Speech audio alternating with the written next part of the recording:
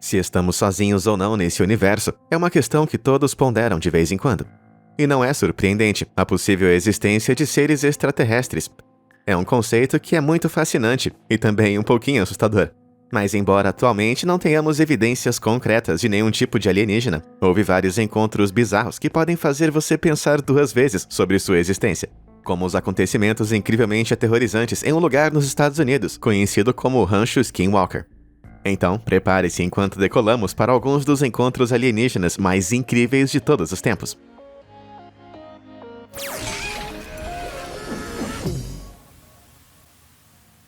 Rancho Skinwalker.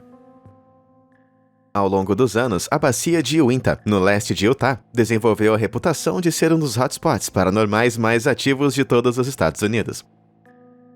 Inúmeras coisas estranhas, como luzes não identificadas no céu, até estranhas figuras humanoides, foram reportadas sendo vistas nessa região. Mas de todos os locais encapsulados localizados nessa área geográfica, nenhum outro lugar tem a reputação igual à do Rancho Skinwalker, situado a cerca de 160 quilômetros a leste de Salt Lake City. O Rancho Skinwalker foi originalmente nomeado após uma antiga maldição, que, segundo os rumores, foi colocada na terra durante uma disputa territorial entre dois povos nativos americanos, os Navajos e os Utes. A lenda fala desses Navajos invocando os Skinwalkers, que são bruxas com a capacidade de se disfarçar de animais para atormentar os seus inimigos, assim como seus descendentes. Com o passar dos séculos e com os nativos indo embora, a última parte do século XX viu o Rancho Skinwalker sob a propriedade de Kenneth e Edith Myers. Eles eram um casal bem reservado e nunca relataram publicamente qualquer tipo de atividade em comum nesse rancho. Foi apenas em 1994, quando a família Sherman comprou a propriedade, que as coisas tomaram um rumo um tanto bizarro e aterrorizante. Terry e Gwen Sherman se mudaram para o Rancho Skinwalker com seus 2 filhos, convencidos de que haviam encontrado o lar perfeito. Especialmente porque a casa da fazenda na fronteira com um cume alto tinha uma vista para os extensos pastos verdes do rancho, junto com a floresta densa e o riacho mais ao sul. Terry, como um criador de gado, ficou emocionado por finalmente ter espaço suficiente para levar o seu negócio para o próximo nível, e Gwen mal podia esperar para passar tempo explorando com os seus filhos. A propriedade inteira parecia a imagem da tranquilidade, até que os Shermans tiveram a chance de dar uma olhadinha um pouco mais de perto. Por toda a casa, tanto por dentro quanto por fora, eles encontraram um sinistro excesso de fechaduras que trancavam as portas e as janelas.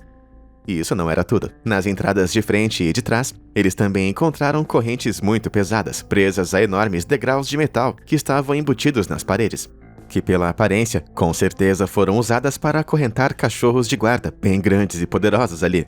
Eles ficaram um pouco nervosos com um tipo de vida selvagem local que iria exigir defesas tão excessivas como essas. Então, Terry e Gwen concluíram que Edith Myers, tendo morado sozinha na propriedade depois que seu marido Kenneth faleceu, estava simplesmente paranoica. Mas logo eles perceberam que pode ter havido algumas outras razões para essas medidas de segurança. Pouco tempo depois de se mudar, a família Sherman estava descarregando um caminhão na frente de sua nova casa, quando Terry avistou um lobo no pasto logo atrás deles. Mas esse não era qualquer tipo de lobo. Essa besta peluda era pelo menos 3 vezes o tamanho de um lobo comum, e além do tamanho, ela se comportava de maneira muito estranha. O lobo se aproximou deles de forma bastante indiferente, até amigável, e ele não parecia nem um pouco assustado ou cauteloso. Ele abanou o rabo, quase como se fosse um cachorro de estimação, e até deixou Terry acariciar a sua cabeça. Por um segundo ele pensou que o lobo podia ser um bichinho de estimação de alguém, até que de repente, esse lobo gigante se virou e atacou um bezerro errante que estava na beira do pasto. Por instinto, Terry decidiu pegar sua Magnum .357 da traseira do seu caminhão e atirou no lobo 3 vezes. Mas o animal não parecia estar ferido de forma alguma. Ele simplesmente soltou o bezerro, se virou e saiu correndo. Terry não podia acreditar em seus olhos. 3 tiros de uma Magnum .357 tão de perto deveriam ter sido suficientes para derrubar esse animal. Mas a criatura se foi, sem deixar ao menos um rastro ou uma gota de sangue. Mas aquele era apenas o começo. As semanas seguintes passaram relativamente normais, exceto por algumas coisas estranhas que aconteceram na casa da fazenda, todas elas aparentemente direcionadas para Gwen. Ela não quis relatar nada ao marido, até muito mais tarde, porque realmente achava que estava apenas enlouquecendo. Para começo de conversa, Gwen voltava das compras, desempacotava os mantimentos e os guardava, apenas para voltar momentos depois e encontrar tudo de volta nas sacolas. Além disso, Gwen saía do banho todas as manhãs apenas para descobrir que sua toalha, que ela sempre trazia junto, tinha simplesmente desaparecido. E inúmeras vezes a toalha aparecia horas depois, em alguma parte aleatória da casa. As coisas continuaram assim por algum tempo, e Gwen estava ficando cada vez mais preocupada com sua memória.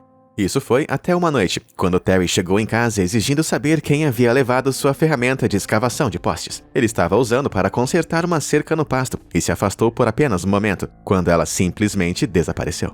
A família procurou a ferramenta por todo lugar, mas só foi encontrada algumas semanas depois, e ela estava pendurada em uma árvore do outro lado do rancho. A essa altura, os Shermans estavam começando a suspeitar que algo não estava certo nessa propriedade.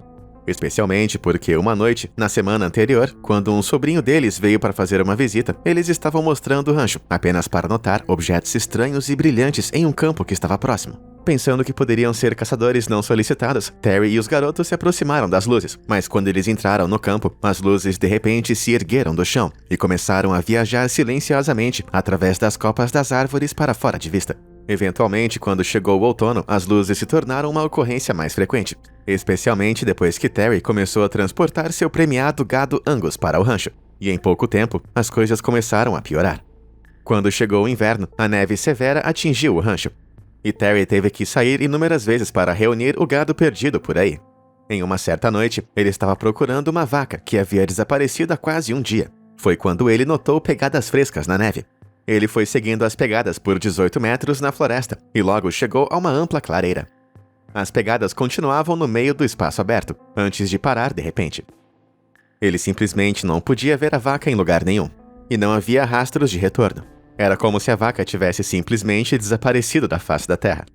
Terry procurou por um pouco mais de tempo, mas no final, ele voltou para casa com o coração pesado, e ele não fazia ideia do que ainda estava por vir. Ao longo do inverno, mais 4 de suas vacas premiadas simplesmente desapareceram, de maneira muito semelhante. Terry tentou demarcar os campos na tentativa de pegar esses ladrões, ou qualquer tipo de animal predador que pudesse ser o responsável. Mas simplesmente parecia que quem, ou devo dizer o que, estava sempre 2 passos à frente. Na chegada da primavera, a família começou a perder ainda mais gado. Só que dessa vez, de repente, eles começaram a reaparecer, às vezes mortos, sem causa aparente. E outras vezes simplesmente dilacerados, de maneiras estranhamente precisas. Terry começou a examinar essas mortes mais de perto e rapidamente percebeu que muitas das vacas que estavam mortas haviam sofrido o mesmo tipo de sofrimento específico. Um buraco peculiar em um de seus olhos. Além disso, todas as vacas cheiravam a produtos químicos. Quase, sugeriu Terry, como se suas feridas tivessem sido desinfetadas por alguém. Mas por mais bizarro que tudo estivesse, isso foi apenas a ponta do iceberg. Certa manhã, Terry acordou e encontrou enormes círculos nas plantações, esculpidos em seus campos, mas não havia pilhas de grama ou terras resultantes, que poderia ter sugerido e mostrado a entrada ou saída de qualquer brincalhão responsável, mas nada foi encontrado. Em outra ocasião, Gwen alegou ter encontrado aquele lobo monstruoso novamente, que os cumprimentou no início de sua residência no rancho, no meio da estrada certa noite, que foi onde ele simplesmente subiu no capô de seu carro antes de fugir. E além de tudo isso, Gwen estava notando estranhas luzes laranja, que emanavam tanto de cima das árvores, quanto no chão. Elas eram diferentes daquelas que Terry frequentemente testemunhava, pois eram muito maiores, mais brilhantes e completamente estacionárias, o que parecia descartar certas explicações possíveis, como reflexos de luz de veículos que estão distantes. Porém, estando tão isolado dessa maneira, essa explicação do veículo já era bastante improvável. No entanto, quando eles começaram a perceber figuras escuras e sombrias saindo dessas luzes para os campos ao redor, antes de simplesmente desaparecer, as mentes dos Shermans se afastaram por completo de qualquer tentativa de enquadrar essas ocorrências em termos do mundo real. Em vez disso, a família começou a considerar as luzes como se fossem portais, com Terry e Gwen mais tarde descrevendo terem visto naves em forma de disco entrando e saindo dos portais acima das árvores.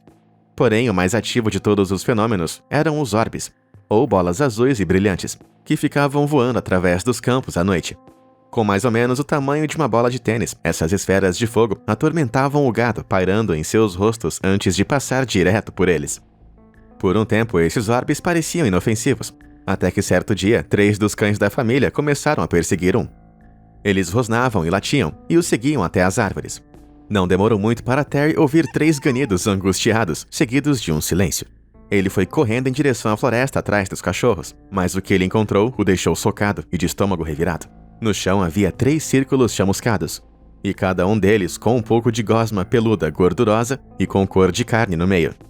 Os cães da família nunca mais foram vistos. Entristecidos por sua perda, os Shermans decidiram que estavam fartos. Terry e Gwen colocaram o rancho à venda, prontos para dar o fora dali o mais rápido possível, mas eles não estavam a salvo ainda. Durante sua última noite na casa da fazenda, os Shermans arrumaram suas últimas coisas e foram para a cama. Mas quando acordaram na manhã seguinte, Terry e Gwen ficaram perturbados ao encontrar o que descreveram como se fosse uma marca de colher que estava em seus polegares direitos.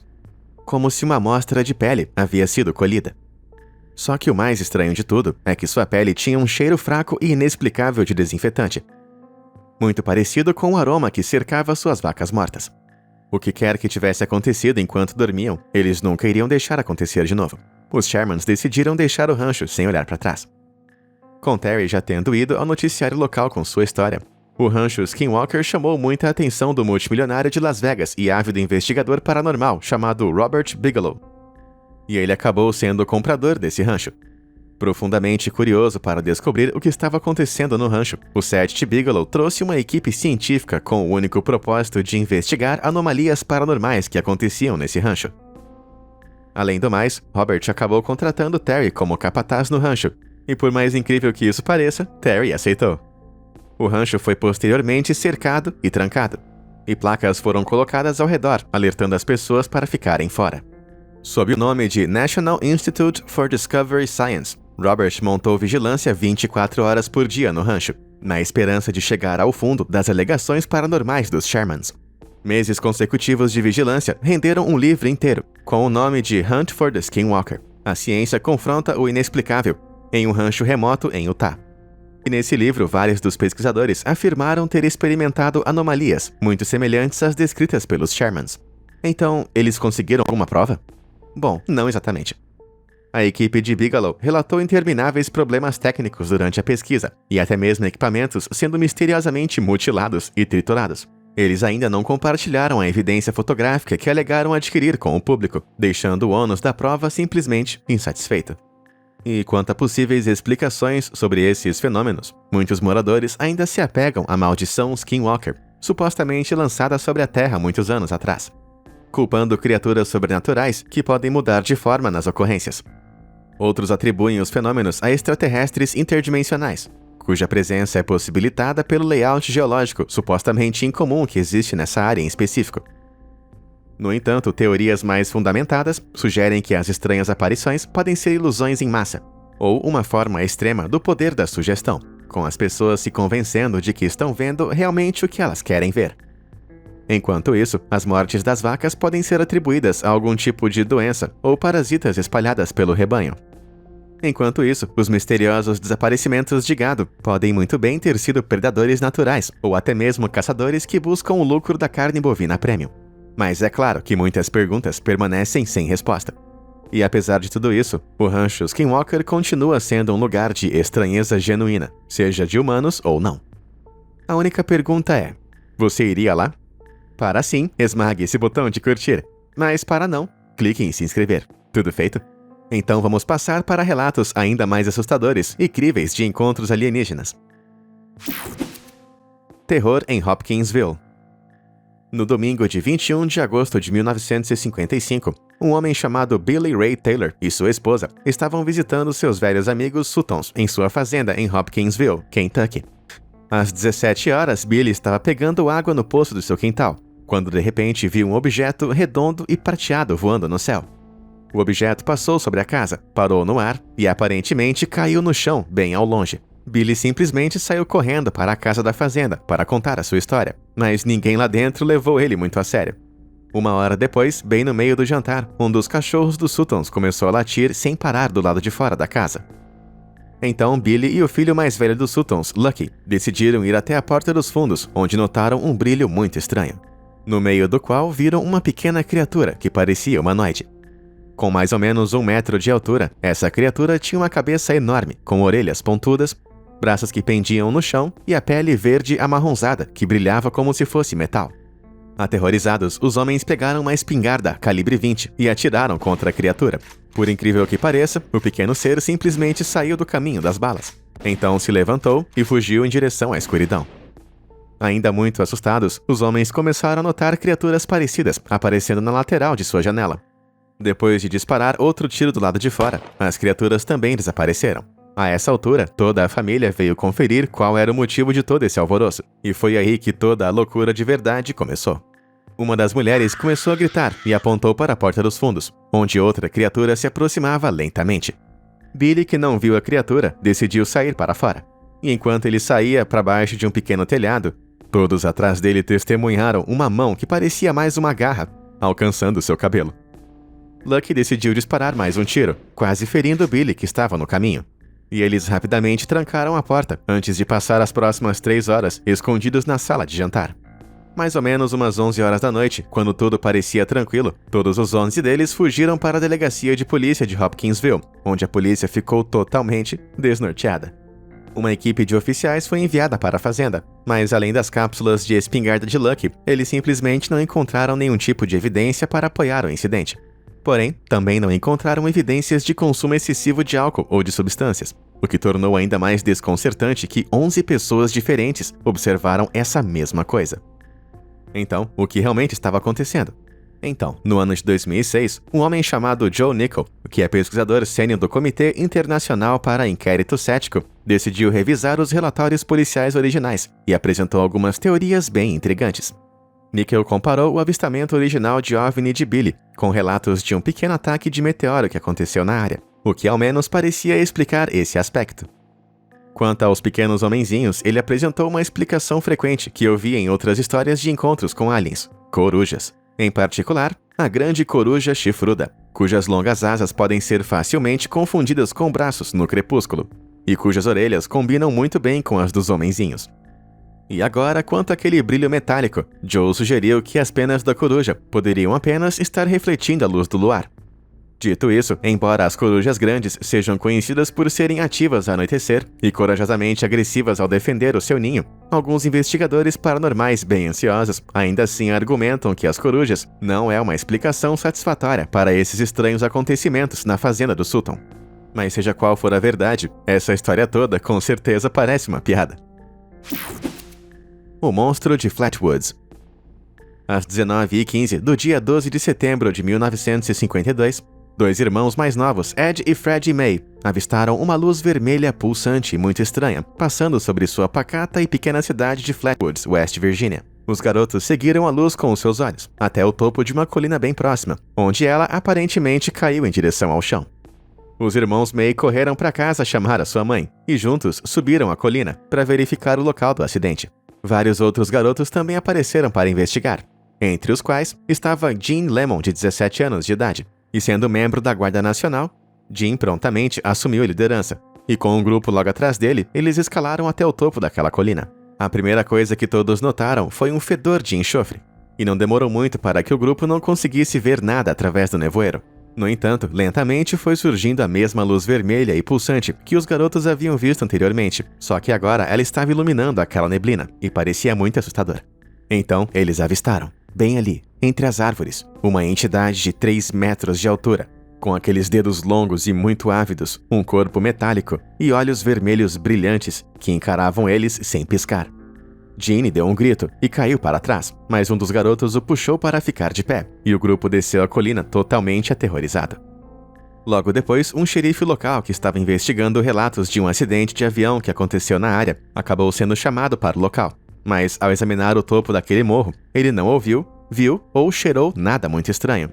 Mas é claro que isso não impediu a mídia de pegar essa história, e ela foi se espalhando como fogo através dos Estados Unidos. Para dizer a verdade, o entusiasmo dos americanos em 1952 por essas histórias de extraterrestres pode muito bem ter sido o que deu origem a todo esse incidente que aterrorizou todos. Veja, na década de 50, a maioria dos americanos estava se sentindo bastante ansiosa com o poder recém-descoberto e potencialmente apocalíptico da bomba nuclear recém-inventada. A União Soviética havia testado com sucesso uma bomba atômica apenas 3 anos antes, e como resultado, a Força Aérea dos Estados Unidos estava examinando regularmente os céus em busca de bombardeiros. Com essa ameaça imparável dos céus pesando fortemente na consciência de todas as pessoas na época, os historiadores argumentam que teve um impacto na cultura da época, levando a muitos contos, fictícios imaginados ou não, envolvendo versões abstratas desse mesmo medo que todos tinham. Alguns argumentaram que a histeria relacionada à invasão de OVNIs e alienígenas era apenas um desses sintomas da mania da bomba atômica, resultante de um medo generalizado de inimigos desconhecidos, tecnologicamente avançados e terrivelmente destrutivos. Com isso, junto do fato de a revista Life, que era uma das revistas nacionais mais populares da época, ter publicado apenas alguns meses antes uma matéria sobre discos voadores, é possível que os moradores de Flatwoods estivessem apenas observando fenômenos naturais através de uma lente bem específica. Uma lente alienígena, se você preferir.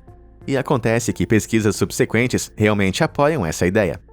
Depois de investigar o caso no ano de 2000, o caçador de mitos paranormal Joe Nickell, que também examinou aquele caso em Hopkinsville, concluiu que a luz brilhante que os irmãos May tinham visto era provavelmente apenas a luz pulsante de uma aeronave passando por cima, ou também poderia ter sido um meteoro, já que foi confirmado que um meteoro visível de fato passou sobre a área naquela noite.